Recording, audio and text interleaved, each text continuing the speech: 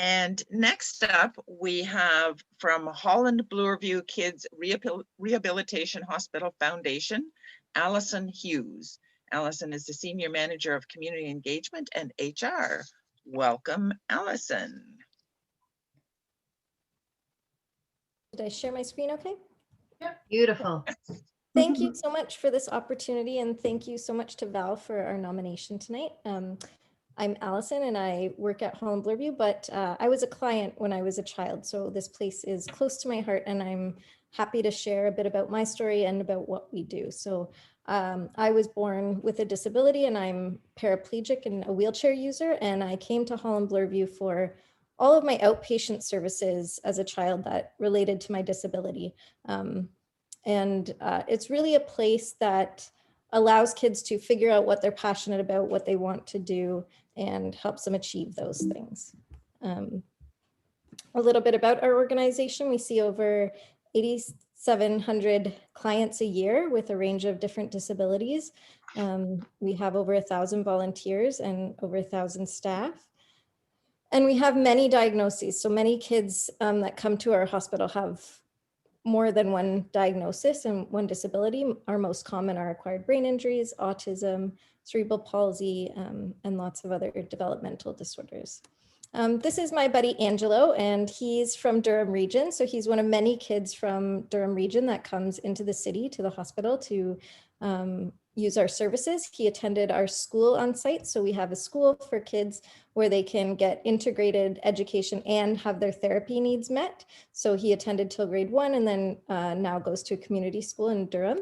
But he comes for a range of different services, including orthotics, and he also participates in research. So a cool project he participated in looks at how to make video games more accessible for kids with disabilities. So we partner with researchers and occupational and physical therapists to create new systems that will allow kids with disabilities to meet their therapy goals, but also have fun playing video games with their friends and their siblings. And Angelo's a happy preteen now, doing really well, but continues to come to the hospital as he needs it.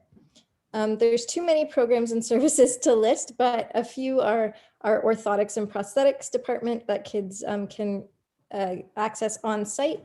And we have therapeutic clowns that visit our inpatient kids. So we do have inpatients and outpatients. So some kids stay after a traumatic accident or a surgery for inpatient rehabilitation. And our clowns have been some of our steadfast frontline workers through this pandemic, providing care and support to kids and their families. They're on high demand, but we also have dental services and things like that as well. We have music and arts programming and recreation. So again, giving kids opportunities to try things they love and are passionate about. Nothing is off the table. So any activity a child wants to participate in, the staff and the team will work together to find a solution for every child. I talked a bit about research, and we have a new research tower being built, and it's something we're in campaign for now. Earlier in the year, we opened up our new Mri Suite, which is the first fully accessible wheelchair Mri suite for kids with disabilities for research. And it's going to change how we can look at different disabilities and do brain scans and support our kids and families. And also another piece of that expansion was building a new fully accessible playground that replaced our old one, which is awesome and well loved, although blanketed in snow. Our COVID response was swift. We had to go virtual last March. Outpatient programs paused mostly, but the other thing we have is a family support fund. So a lot of our families do live below the poverty line,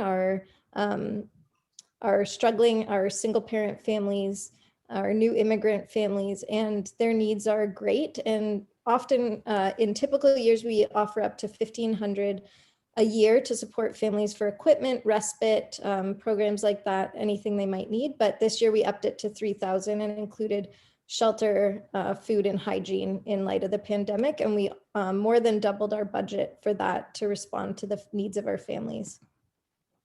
The other thing that affects kids with disabilities is stigma. So something that is important to us is our Anti-Stigma Campaign. And it's called Dear Everybody. And it's all about sort of raising awareness about disability and In the first year, it was comments that the kids came up with themselves, like disability isn't awkward, but stairs and doors can be, my personal favorite. But now it's about representation. So in order to reduce stigma, we have to think about the media we consume. And if we don't see disability in the shows we watch and the commercials we consume, then it's hard to imagine, you know, sharing space and the world with people with disabilities. So the impact of this campaign is going to be great for kids now and in the future.